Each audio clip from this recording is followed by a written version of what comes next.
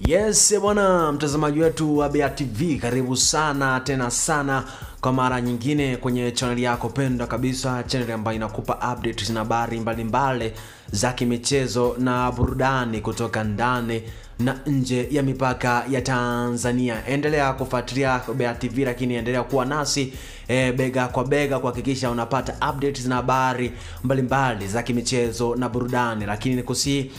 kama unatazama video hii, usikose bila kubonyeza neno subscribe hapo chini, lakini pia kubonyeza alama ya kengele ili uweze kujiunga nasi kila mara tupandisha hapo video zetu, lakini pia kushare video hii kwa watu mbalimbali na ili nao waweze kufahamu kwa undani zaidi juu ya taarifa hii. Moja ya taarifa bora kabisa ni kwamba kwa taarifa ambazo zimeweza kutufikia ni kwamba bodi ya ligi kuu ambayo inasimamia ligi kuu soka Tanzania bara ni kwamba inatajwa kujihuzulu. Sababu ni ipi? Ni kwamba baada ya Young Africans kuwasilisha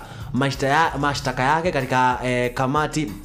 ya usuluhishi wa michezo duniani, yani kasi, ambapo wiki iliyopita ndipo ambapo waliweza kuwasilisha barua hiyo juu ya kuahirishwa kwa mchezo wao wa dabi ya Kariakoo ambao ulibidi upigwe tarehe 8 ya mwezi wa 3. Hivi sasa ni kama wiki 3 zimepita baada ya kuahirishwa kwa mchezo huo wa dabi ya Kariakoo. Baada ya Young Africans kuwasilisha barua hiyo au mashtaka hayo kwenye kamati ya usuluhishi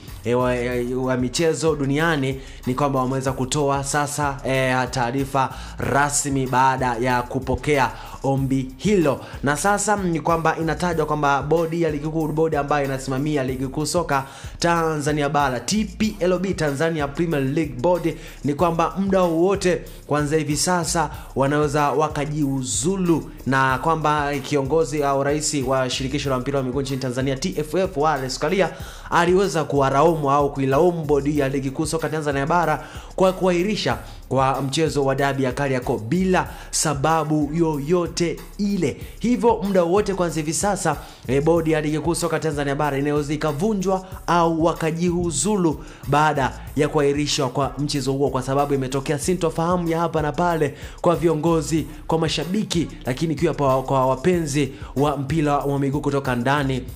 na nje ya mipaka ya Tanzania. Ni jambo la kusubiri na kuona kipi ambacho kitaenda kutokea baada ya taarifa hiyo, na muda wote majibu ya Young Africans na kasi yatatoka rasmi. Endelea kufuatilia Bea TV, lakini nikuomba usikose bila kubonyeza neno subscribe hapo chini, lakini pia kushare video hii ili uweze kuwafikia watu mbalimbali.